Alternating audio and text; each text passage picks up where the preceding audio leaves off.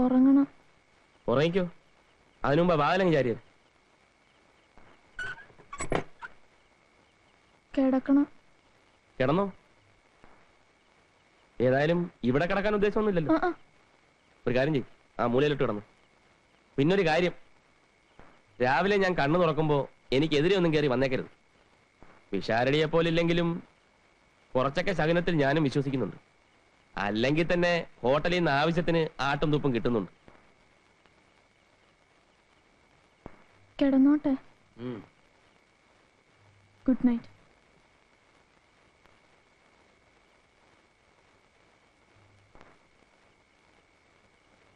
പാട്ട് ഇഷ്ടമാണോ? ഇഷ്ടമല്ലെങ്കിലും ഞാൻ ഉറക്കം വെക്കും, സഹിച്ചോണം.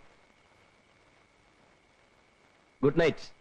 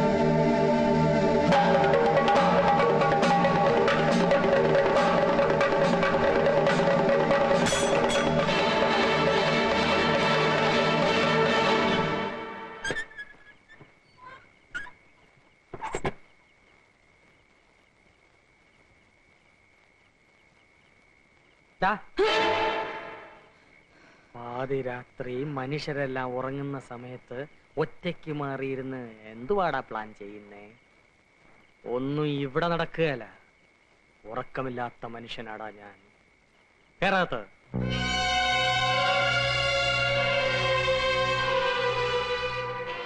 കഥകടയ്ക്ക്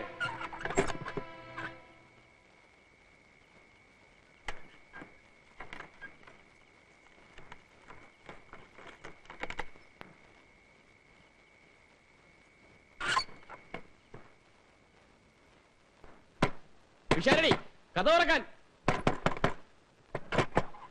ശാരടി, അവൻ തുറന്നു കൊടുക്ക്, ഇല്ലെങ്കിൽ എന്റെ കഥ കല്ലിയെ വിളിക്കും.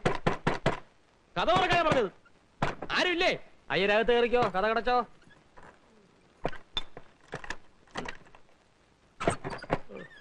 എന്ത് പണിയായി കാണിച്ചത്? ആരാ ഇത് പൂട്ടിയത്? ഞാനാ. ഓ, ഞാൻ എന്താ വല്ല മോട്ടിച്ചോണ്ട് പോകുന്ന വിചാരിച്ചോ? നീയല്ല, ഇവനാ ചിത്തിര. ആനച്ചെവി. അവന്റെ വെച്ചുള്ള നോട്ടം കണ്ടോ? ആർക്ക് ഇഷ്ടപ്പെട്ടില്ലെങ്കിലും ഞാൻ വാതിൽ പൂട്ടും. രാവിലെ തുറന്നോളാം. വലിയ ഉപകാരം. അങ്ങനെയെങ്കിലും എന്തെങ്കിലും പണി ചെയ്യുന്നുണ്ടല്ലോ. അല്ല PWD ഒന്ന് പിരിച്ചു വിട്ടത്. ഒന്നുമില്ല.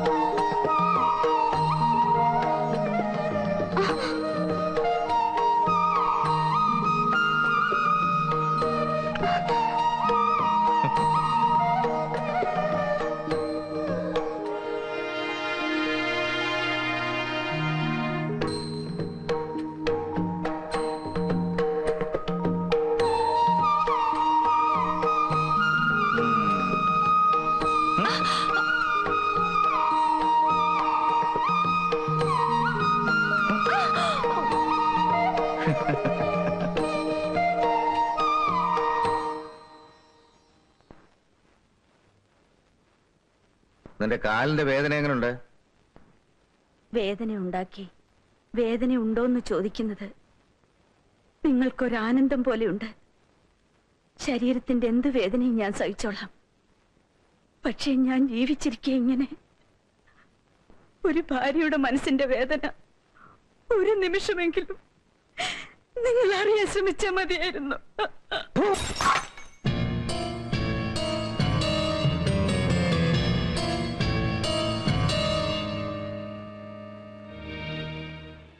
പറഞ്ഞ സ്ഥലങ്ങളിലൊക്കെ ഞാൻ തന്നെ പോയി അന്വേഷിച്ചിരുന്നു. ഒരു പ്രയോജനം ഉണ്ടായില്ല. ഇൻസ്പെക്ടർ 2 തവണ ഇവിടെ വന്നിരുന്നു. അയാളെ കാര്യമായിട്ടൊന്ന് കാണണം. ഇതെവിടെ പോയി ഒളിച്ചിരിക്കുന്നു ഒരു പിടിയും കിട്ടുന്നില്ലല്ലോ.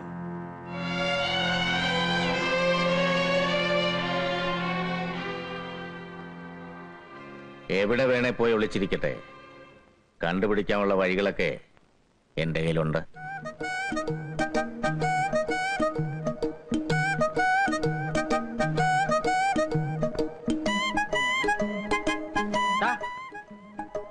ഇങ്ങോട്ടാ.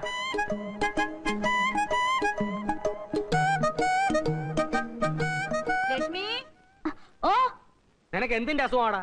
രാവിലെ ഇന്ന് ഗോതമ്പ് ദോശ കുത്തുന്നോ? ചേട്ടൻ എന്തിന്റെ അസുഖം? ചേട്ടനല്ല അസുഖം, അസുഖം നിനക്കാ. നീ ആരുടെ അടുത്താണ് അവിടെ നിന്ന് കൈക്കറി കാണിച്ചോണ്ടിരുന്നത്? ചുമ്മാ ഇരിക്കായിരുന്നു ഇവിടെ. ചുമ്മാ ഇരിക്കാനാണോ നിനക്ക് ഞാൻ ശമ്പളം തരുന്നത്? നീ ഇവിടുത്തെ ആരാ? എടാ നീ ഇവിടുത്തെ ആരാന്ന്? എന്താ ഇവിടെ ഒരു ബഹളം? അയ്യരെ, ഇവൻ ഇവിടുത്തെ ആരാ? അവൻ നമുക്കെല്ലാം വേണ്ടപ്പെട്ട ഒരു പയ്യൻ. വേണ്ടപ്പെട്ട പയ്യനൊന്നും അല്ല, ഇവിടുത്തെ വേലക്കാരനാ. വേലക്കാരൻ എന്ന് പറഞ്ഞാൽ അകത്തോട്ട് വെച്ചാട്ടെ. ആ. പാലടച്ചേക്ക്. ഓ. ഇങ്ങോട്ട് വന്നേ, നീ ഇങ്ങോട്ട് വന്നടാ. ആഹാ, നീ ഇവിടുത്തെ ആരാ? വേലക്കാരൻ. ആ. ഒരു വേലക്കാരൻ ചെയ്യേണ്ട പണി എല്ലാം ചെയ്തിട്ടാ ഞാൻ അവിടെ പോയിരുന്നത്. നീ എന്തോന്ന് ചെയ്തു? ഞാനോ? മുറ്റടിച്ചു, തുണി കഴുകിയിട്ടു, ചോറും കറിയും വെച്ചു. തീർന്നോ ജോലി? ആ, തീർന്നു. ഇനിയിപ്പോ ഒരു പണി ഇല്ല.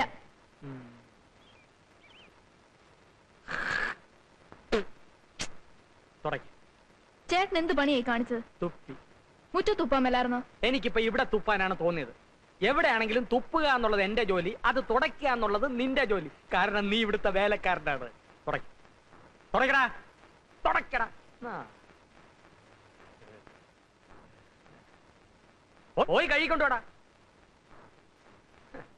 രാവിലെ എഴുന്നേറ്റ് കുളിച്ച് ഷർട്ടിനകത്ത് കയറി നടന്നോളൂ. 10 പേര് കണ്ടാലെങ്കിലും വേലക്കാരനാണെന്ന് തോന്നണ്ടേ?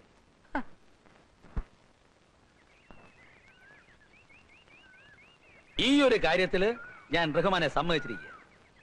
ഇത്ര ചുരുങ്ങിയ സമയത്തിനുള്ളില് ഇഷ്ടപ്പെട്ട സ്ഥലത്തേക്ക് ഒരു ട്രാൻസ്ഫർ എന്നൊക്കെ പറഞ്ഞു കഴിഞ്ഞാൽ അത് ആഭ്യന്തരമന്ത്രിയുടെ ഡ്രൈവർ നമ്മൾ അലിയച്ചാരാണ് സാർ. ഒരു ട്രാൻസ്ഫറിനെങ്കിലും പ്രയോജനപ്പെട്ടില്ലേ പിന്നെ പണ്ട് പെങ്ങളെ കെട്ടിച്ചോടത്തോണ്ട് എന്താ കാര്യം? അതെ, ശരിയാ. മണ്ണ് ഇത്ര ഇട്ടാ മതിയോ സാർ? ആ മണ്ണ് കുറച്ചുകൂടെ വേണം. തെക്കേ മൂലയ്ക്ക് കുറച്ച് മണ്ണിന്റെ കുറവുണ്ട്. ഉള്ളത് പറഞ്ഞാൽ ഈ മണ്ണും ചെടികളൊക്കെ നാട്ടുകാർ സംഭാവന എന്നാന്ന് പറയുമ്പോ വിശ്വസിക്കാൻ പ്രയാസമുണ്ട്. ചോദിക്കേണ്ടത് ചോദിക്കേണ്ട സമയത്ത് ചോദിക്കേണ്ട രീതിയിൽ ചോദിച്ചാൽ ആരും തരും റഹ്മാൻ. പക്ഷേ ചോദിക്കാൻ പഠിക്കണം. പോലീസുകാരെ ചോദിക്കാൻ ആരെങ്കിലും പഠിപ്പിക്കണോ സാറേ? അവന്റെ ജന്മം തന്നെ ചോദിച്ചു മുടിയാനുള്ളതല്ലേ? ഇൻസ്പെക്ടർ സാറേ, അവിടുന്ന് മനസ്സ് വിചാരിച്ച് എന്തെങ്കിലും ചെയ്തു തന്നേ പറ്റൂ.